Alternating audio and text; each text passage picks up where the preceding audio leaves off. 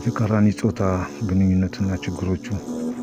ተቃራኒ ጾታ ስንል በዛ ውስጥ የሚደርሱ ብዙ ችግሮች አሉ። አንደኛ ከብዙ ሰዎች ጋር ወሲባዊ ግንኙነት መፍጠርና በአንድ ያለመርጋት ችግር ለአብሮ የነበረን ወዳጅ በፍቅረሰናዊ ምክንያት ወይንም ጥላሸት በመቀባት መለየት ነው። ሀመርሃ በቅርብ ዘመድ፣ በጎረቤት፣ በጓደኛ ወይንም በሌላ ቤተሰብ ወይንም በሚስት ቤተሰብ፣ በባል ቤተሰብ ሴራና ድግምት ምክንያት ኑሮ እንዳይመሰረት ይሆናል።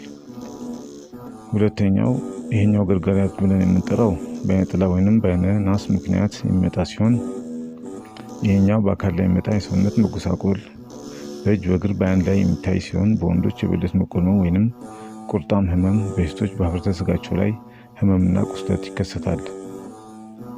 ሶስተኛ ከሰው ለመቅረብ አለመቻል፣ ትዳር ለመያዝ መጓጓት።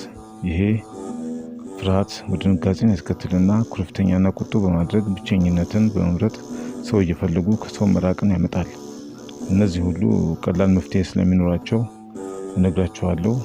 ላይክ፣ ሼር እና ሰብስክራይብ አድርጉ።